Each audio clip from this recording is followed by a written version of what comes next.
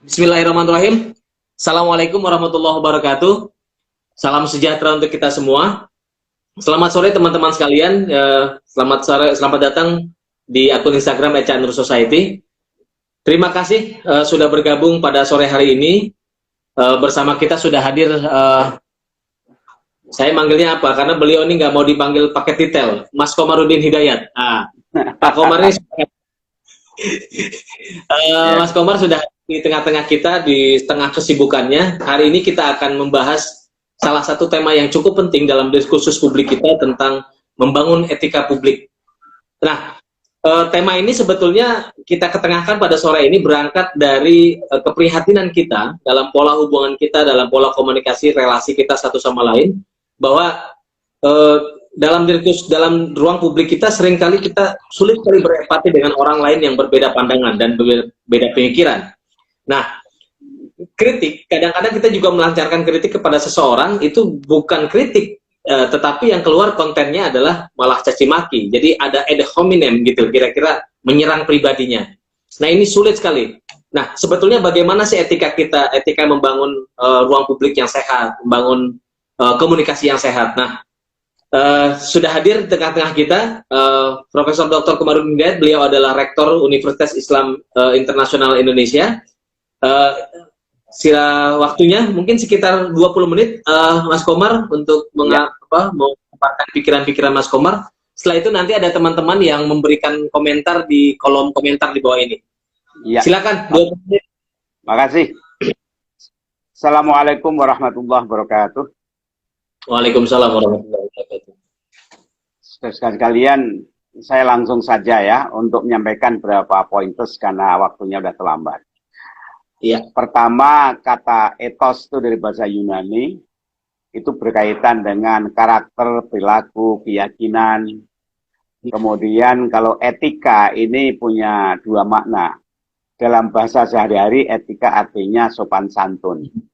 Tapi etik dalam pengertian tradisi filsafat itu sebuah teori tentang baik dan buruk, bagaimana membicarakan sebuah konsep agar kebaikan itu berlaku dalam masyarakat. Nah, itu pengertian etik, etos, etika. Kalau perilaku yang sudah mapan sehari-hari, namanya itu moral, mores, itu moral atau tradisi.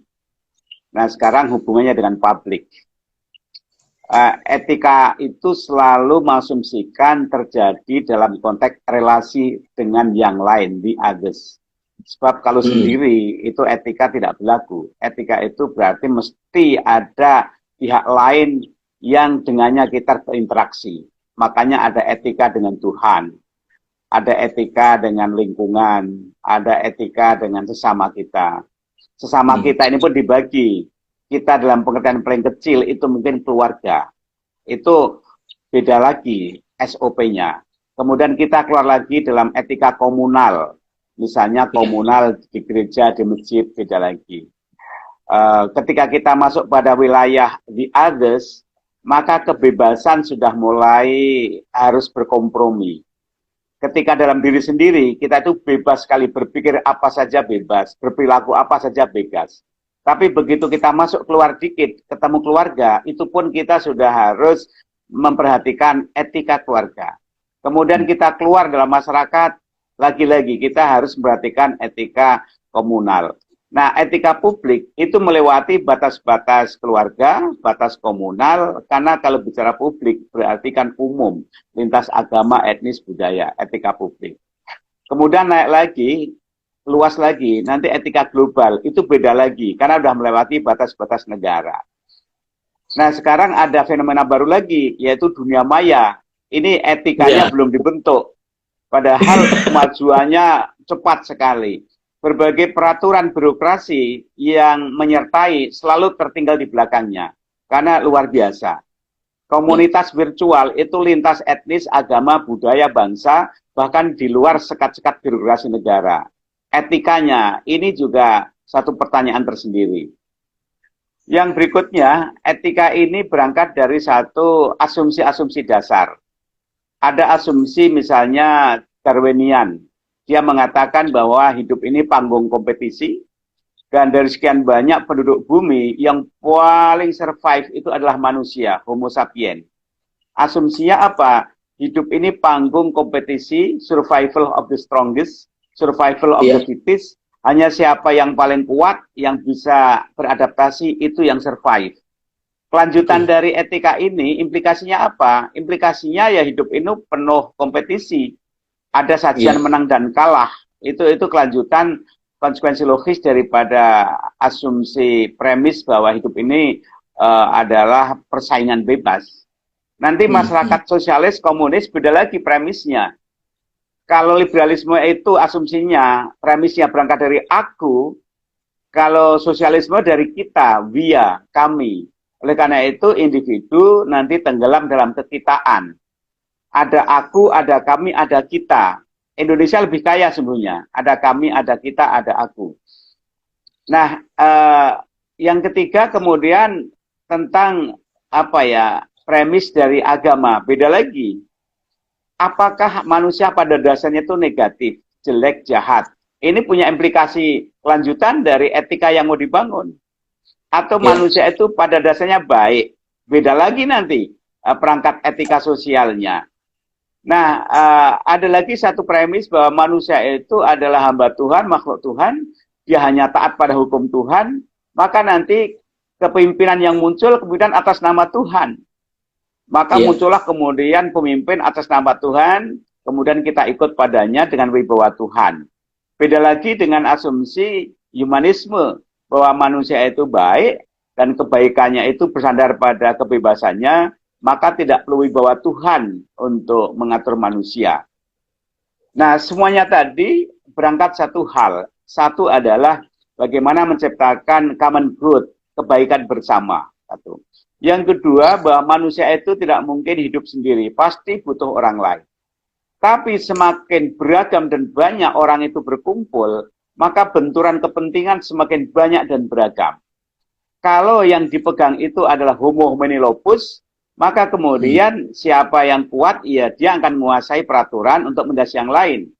Tapi kalau berangkatnya dari humanisme yang setara, everyone has a freedom, maka kemudian peraturan yang dibangun itu hendaknya yang mengasumsikan, menyamakan semua punya hak yang sama. Jadi begitu semakin besar sebuah komunitas, semakin banyak konfliknya. Oleh karena itu diperlukan satu common rule, common denominator, satu peraturan bersama, dengan catatan tentu ada hak-hak orang yang kemudian terpotong. Karena mesti ada kompromi di dalamnya. Contohnya misalnya Singapura. Singapura itu warganya sadar betul, kebebasanku itu terpotong. Demi apa? Demi keamanan. Jadi yang penting aman, ekonomi baik, walaupun kebebasanku berkurang tidak apa-apa. Itu semacam kontrak sosial masyarakat Singapura. Beda lagi mungkin masyarakat yang liberal. Gitu. Jadi kebebasan yang diutamakan. Pertanyaan kita kan kemudian Indonesia itu di mana dan bagaimana etika publik. Semakin plural masyarakat, maka hendaknya diperlukan satu etika publik untuk mendirijen, orkestrasi keragaman yang ada. Sebab kalau etika itu hanya mengikuti referensi satu kelompok, pasti buyar Indonesia ini. Kalau misalnya etika atas dasar agama yang mana? Etika tradisi, norma, tradisi masyarakat yang mana? Kan beragam sekali. Disinilah makanya kemudian civic society menjadi penting.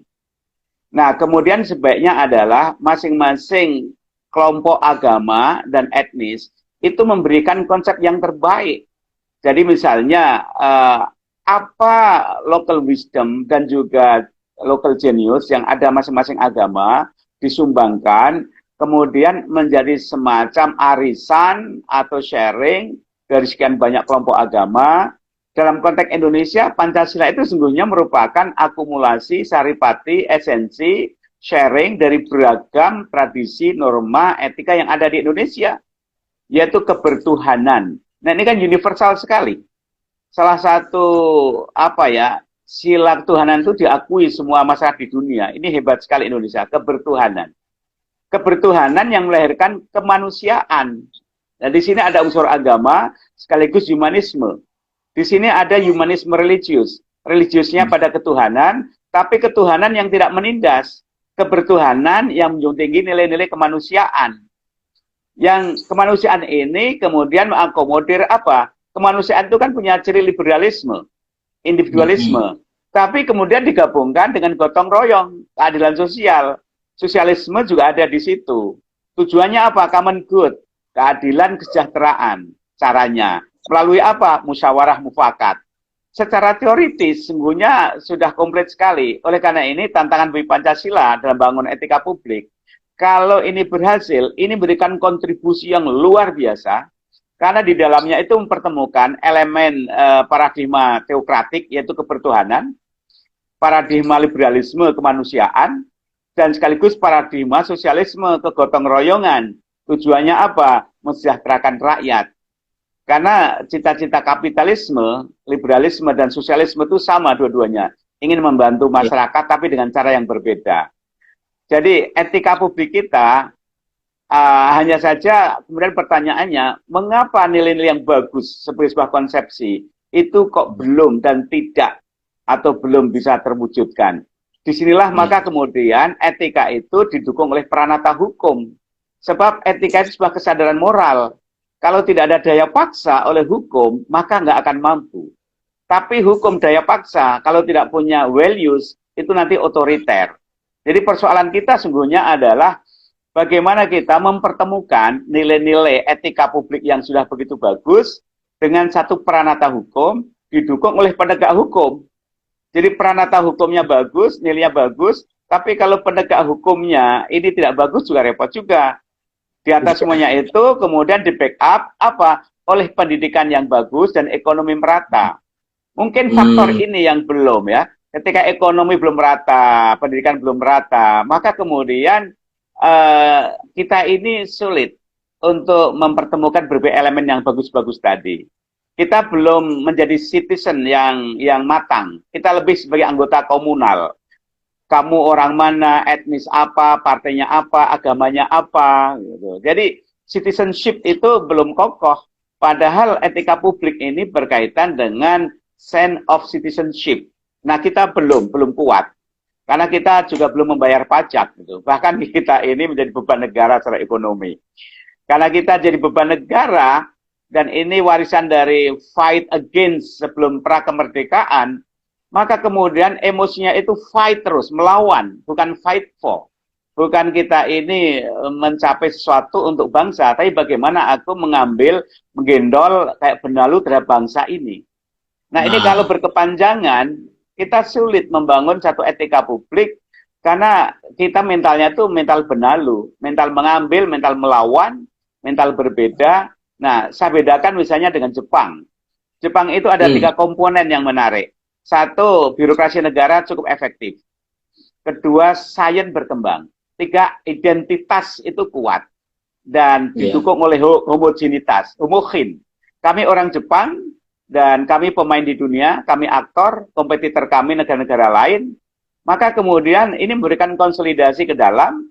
Jadi harga diri, rasa malu itu kemudian juga kuat. Kenapa? Karena dia merasa berada di dalam panggung global. Kondisi ini yang ditiru oleh Korea Selatan. Korea Selatan itu punya 3 musuh. 1 Korea Utara. Kalau nggak kuat, dia takut nanti digilas. Kedua Jepang. Kalau tidak maju, kami akan kesaingan. Dan dia itu dendam pada Jepang. Dulu pernah dijajah. Sekarang orang Korea Selatan ingin menyaingi. Dan ketiga, Cina sebagai kompetitor. Produknya jangan sampai kalah dengan Cina.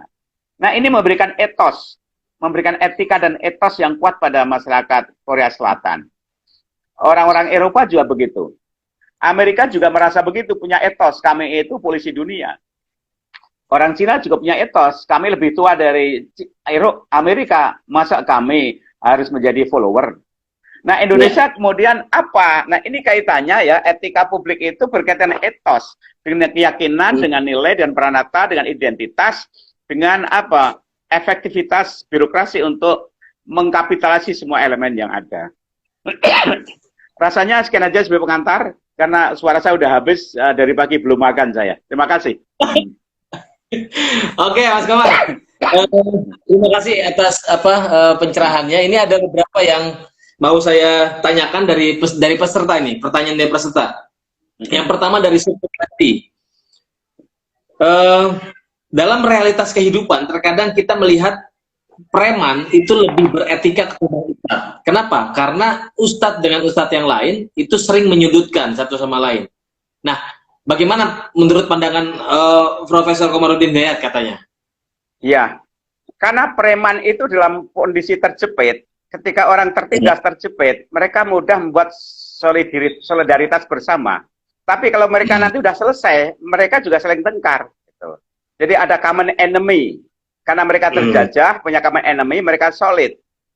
Coba mereka dalam posisi orang udah mapan, mereka juga tengkar lagi kali. Gitu kan.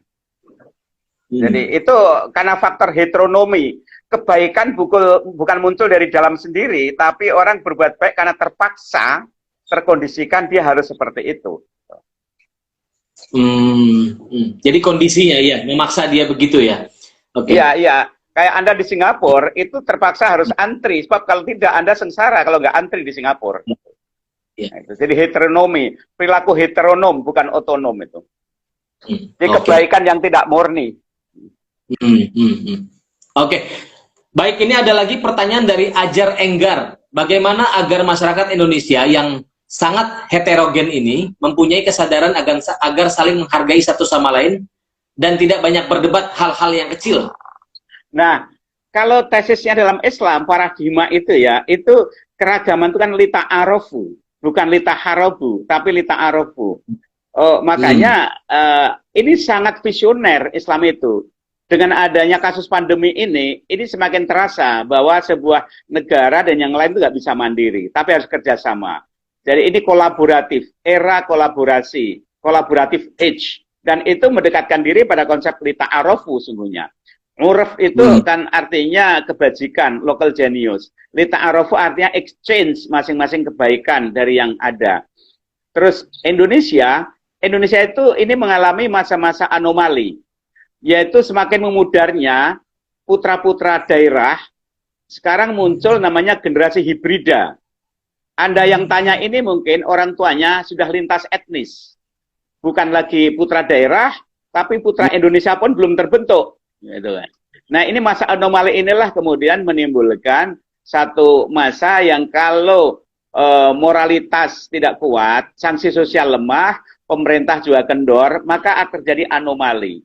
Sekarang ini to some extent sedang terjadi anomali. Wibawa pemerintah juga menurun, sementara sanksi sosial juga rendah, tradisi etika lokal juga Anda tidak kenal lagi. Gitu. Oleh karena itu ini harus dilalui. Tapi pasti suatu saat akan terbentuk, akan terjadi keseimbangan. Ini kan dari pendulum ekstrim kiri ke kanan, lama-lama akan ke tengah sekarang ini. Iya. Oke.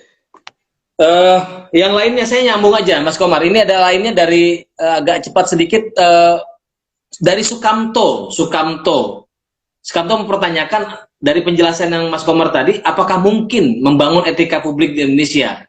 Atau etika golongan yang tersembunyi di balik etika publik? Sejauh ini sungguhnya sudah berlaku.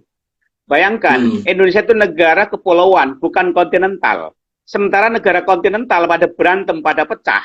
Uni Soviet pecah, Yugoslavia pecah.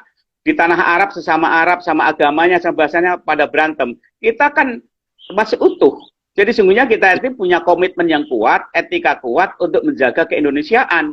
Hanya kemudian etika harian, perilaku, etika birokrasi, itu yang perlu perbaiki. Tapi etika komitmen untuk menjaga rumah bersama, hemat saya ini cukup kuat Indonesia ini.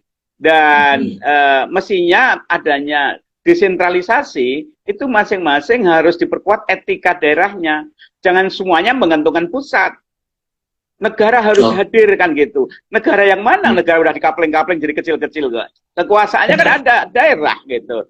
Jadi yang hadir itu mestinya ya bupatinya, gubernurnya, jangan presidennya. Gitu. Karena ada otonomisasi. Jadi problemnya adalah bahwa di tingkat daerah itu pemdanya juga lemah membangun etika. Karena proses mobilitas vertikalnya melanggar etika. Hanya modal uang maka dia jadi pejabat. Gitu. Bagaimana menegakkan etika kalau dia sendiri duduk sampai di sana dengan apa? Mengorbankan etika. Ini kan problem kita bersama.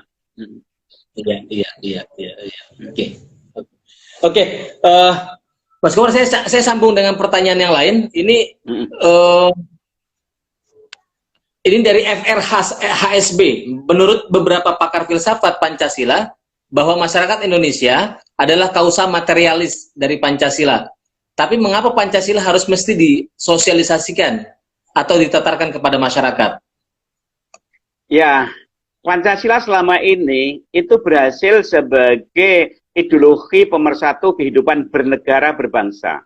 Tapi Pancasila sebagai living values menjadi etos, karakter, pimpinan, pribadi, pejabat masyarakat.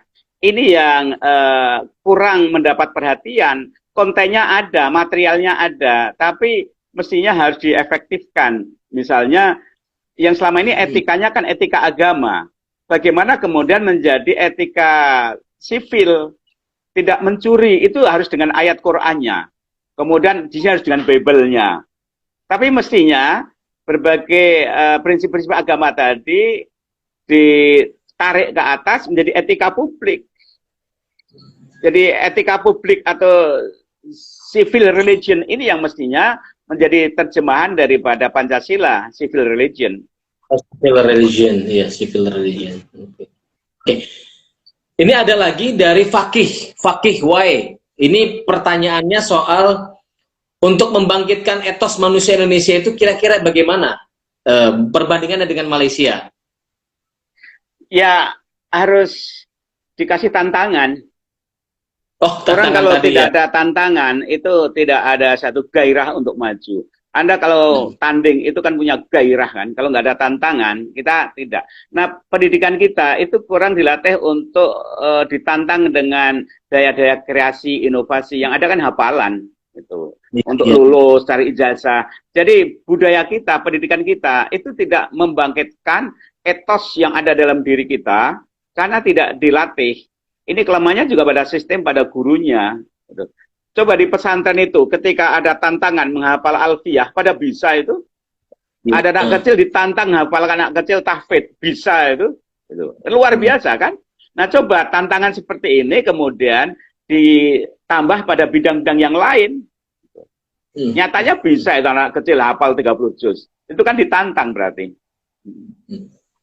Ya dipindah aja, tinggal dipindah aja. Yang penting kontennya tuh ada tantangan gitu ya. Diperkaya ke yang lain, jangan dipindah. Nanti dianggap anti hafalan kita. Oke, diperkaya. Oke. Nah ini ada dari M. Rofifah, Ibu M. Rofifah, tentang etika publik itu meliputi apa saja dan bagaimana cara membangun kesadaran etika publik untuk diri kita sendiri. Sama-sama sebetulnya. Etika publik itu intinya adalah kita saling menghargai hak-hak orang lain, karena tiap orang lain itu punya hak yang dihargai, harga diri, dignity, dan kedua, saling berbagi, menolong. Jadi hendaknya kita mengedepankan memberi dibanding meminta. Kalau Anda ingin dihargai, maka hargailah diri Anda. Caranya apa? Hargailah orang lain. Kalau saling masing-masing menghargai orang, maka Anda pun gilirannya akan dihargai. Tapi kalau Anda merendahkan orang, satu saat juga Anda akan direndahkan orang lain. Jadi etika publik itu kan saling menghargai, saling melindungi, dan lama-lama kemudian apa? Muaranya membangun common good, kesejahteraan bersama. Karena kalau hanya sendiri, coba Anda punya rumah mewah, bagus, tapi tetangga Anda itu ternyata penjahat. Anda kan nggak aman kan? Tapi kalau semuanya aman, Anda kan nggak usah buat tembok tinggi-tinggi. Dengan pagar pendek pun Anda akan aman. Jadi muaranya sungguhnya kalau kita saling menghargai, kembalinya pada diri kita semuanya. Ya, prinsipnya ya memang saling menghargai dan saling menghormati itu kayak kata-kata kunci sebetulnya yang biasa. Kalau Anda ingin melakukan begitu, maka perlakukan orang lain. Kalau Anda tidak mau diperlakukan buruk, maka jangan perlakukan buruk orang lain. Seperti itu kata-kata. Ya, itu fondasi dari etika publik kan itu sebenarnya. Ya, fondasinya, betul. Nah, ini menarik ini. Apakah kemajuan bangsa itu bisa diukur dari pembangunan saja, Mas Komar? Ya, tentu pembangunan kita perlukan ya. Pembangunan itu kan fisik non fisik ya. Walaupun memang mulanya itu kan berangkat dari non fisik pembangunan itu. Misalnya Renaissance itu kan mindset. Para nabi itu yang dirubah mulai kan mindset dulu. Jadi mindset Indonesia ini kan dibangun juga mindsetnya dulu kan. Persoalan kita sekarang ini kan tergeser dari to be ke to have. I am what I have. To be to have. Jadi orang kemudian nebeng harga dirinya pada materi yang dia miliki, bukan pada dirinya. Jadi kalau orang bekerja itu bukan prestasi ketika dia menjabat, tapi jabatannya itu sendiri yang dia banggakan. Bukannya posisinya, prestasinya, tapi posisinya itu yang dia banggakan.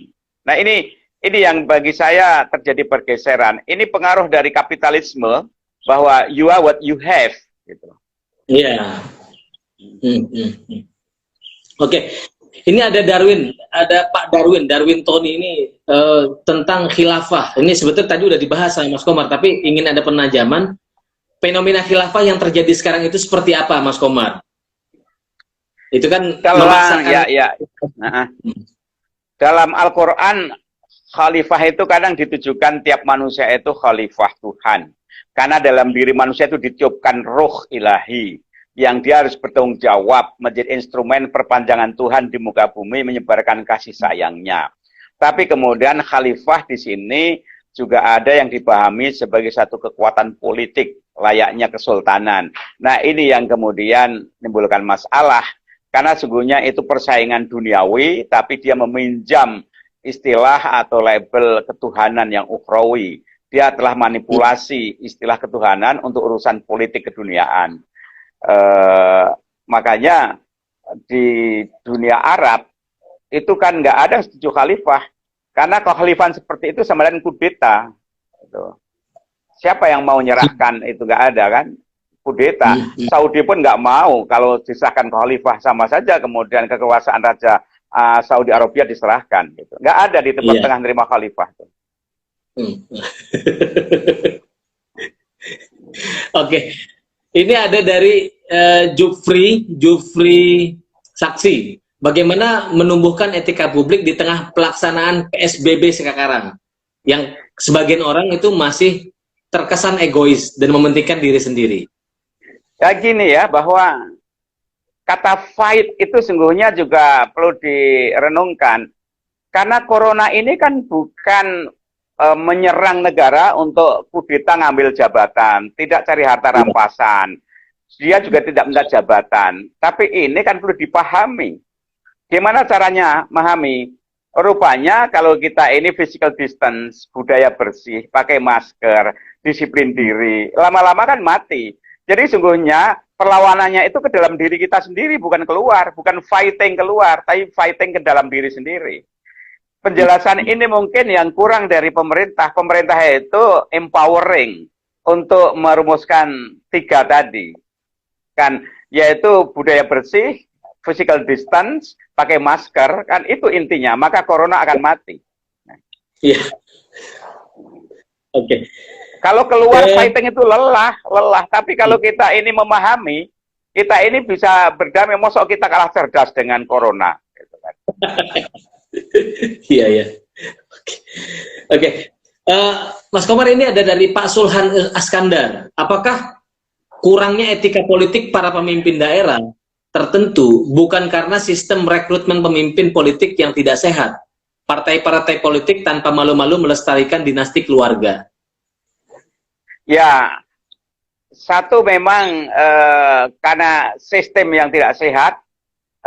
Dari ibarat air, kalau dari awalnya hulunya itu keruh, maka hilirnya pun juga kotor gitu. Awalnya sudah itu.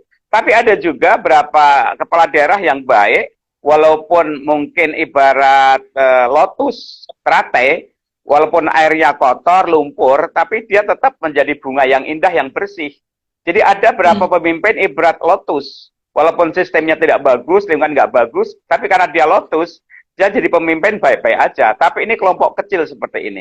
Yang ini harus diperbesar. Pemimpin model lotus ini harus diperbesar. Agar dia membersihkan airnya. Jangan ikut kotor. Ini kebanyakan kan sebagian kayak politisi ikan lele. Lele itu betah di air yang keruh. Iya. Mas Komar, ini ada kegelisahan soal undang-undang soal etika dunia maya yang tadi Mas Komar sampaikan. Itu kan kita belum ada acuannya. Bagaimana kita seharusnya berperilaku di media sosial. Nah, tetapi masalahnya kan ada juga undang-undang ITE. Apakah itu bagian dari skema untuk kita lebih tertib di media sosial gitu. Jadi tidak asal menghujat apa segala macam. Ya, ini trial and error ya. Karena kita belum tahu perkembangan sampai di mana perkembangan dunia maya ini, kita ambil yang minimalis saja dengan cara negatif. Kalau orang itu memfitnah orang, harus dihukum. Kalau itu merugikan orang, itu aja. Jadi kita bukan dari positif, karena kita nggak tahu perkembangannya sampai di mana. Oleh karena itu, siapapun yang rasis, yang sara, fitnah, itu aja yang dihukum. Dengan demikian, kita berangkat dari yang mencelakakan yang kita tangani. Oke. Ini sudah jam 4.42, tapi masih ada banyak sekali pertanyaan. Saya minta satu lagi, Mas Komar, untuk bisa menjawab. Setelah itu kita mungkin selesai karena dibatasi waktu juga. Ini ada dari Asa Inggil. Ini kelihatan sulit sekali melembagakan etika publik dan pengaruhnya bagi kebijakan publik ini jadi buruk gitu loh kira-kira. Ya, saya percaya pada kekuatan masyarakat. Masyarakat itu punya nurani, punya komitmen tentang kebaikan. Jadi kalau masyarakat itu memperjuangkan lewat medsos mengkritik, lama-lama pemerintah, negara, penguasa yang melanggar etika dihukum aja rame-rame. Jadi satu saat hemat saya kalau rakyat itu sudah melek, sadar politik, dia nggak akan memilih pemimpin wakil rakyat yang tidak mutu. Jadi kita sendiri yang harus menghukum mereka. Jangan kita mengharapkan dari mereka. Mereka dari produk yang kotor kok, mau kita harapkan dari mereka. Sebagian itu kan tidak semuanya bersih kan, pemda-pemda maupun DPR itu. Jadi yang kita kembangkan memang civil society harus tumbuh dengan etika publik, harus dari bawah harus kita kembangkan. Iya, tapi kelihatannya sih belakangan ini juga masyarakat sipil juga udah mulai pergerakan yang makin bagus, masyarakat kesadarannya juga makin tinggi. Jadi orang juga tidak mudah, ya. Ya, media sosial itu kan pilar demokrasi baru itu kan bukan parpol. Dulu kan demokrasi itu pilarnya ada parpol. Sekarang justru mereka bagian dari yang anti demokrasi. Tapi media sosial menjadi pilar baru dalam demokrasi. Ya. Oke. Ada banyak sekali, saya mohon maaf teman-teman warganet ini sudah 4.45, jadi saya khawatir ini berhenti di tengah jalan. Saya kira kita sudahi saja. Iya, karena diskusinya seru sekali, saya khawatir berhenti karena IG ini dibatasi waktu juga ternyata, Pak Komar. Jadi atau ada satu lagi nih. Yang bagus sekali. Apa saja formulasi yang perlu kita persiapkan agar keadilan sosial dan keadilan ekonomi bisa tercapai secara menyeluruh? Ya, ini aja di data kasus-kasus ketidakadilan, kemudian disuarakan, diperjuangkan. Sebab tanpa data itu kita nggak wibawa. Kalau hanya pidato, slogan itu nggak wibawa. Jadi perbanyak data-data itu kemudian diperjuangkan dengan berbagai lembaga ada, bisa DPR, via media sosial, bisa LSM, bisa lembaga apa saja kita gunakan semua jalur yang ada. Oke. Baik, Pak Komarudin Hidayat, terima kasih atas pencerahan pada sore hari ini. Teman-teman mohon maaf kalau tidak bisa dijawab seluruhnya pertanyaan-pertanyaan teman-teman ini karena waktunya juga, dan saya lihat ada banyak sekali pertanyaan yang benar-benar tidak bisa kita sampaikan kepada Pak Komarudin Hidayat. Tapi kira-kira kalau untuk katakan kata akhir itu sebetulnya etika publik yang disampaikan oleh Pak Komar tadi kan lebih kepada soal bagaimana kita menghargai orang lain, bagaimana kita menghormati orang lain. Jadi prinsipnya lebih kepada itu. Jadi setelah itu, ya itulah prinsip hidup bersama, common good. Untuk mencapai common good, kebaikan bersama. Saya kira itu yang bisa kita sampaikan, kami sampaikan. Sekali lagi Pak Komarudin Hidayat, terima kasih atas pencerahan dan waktunya pada sore hari ini. Teman-teman sekalian yang sudah bergabung, saya terima kasih sekali atas waktunya. Tidak ada yang besok kita kembali lagi di jam yang sama dengan Mas Ulil Absar Abdallah. tentang agama dan sains menurut pandangan Al-Ghazali. Saya kira itu saja. Terima kasih. Sekali lagi terima kasih Pak Komar atas waktunya. Wassalamualaikum warahmatullahi wabarakatuh.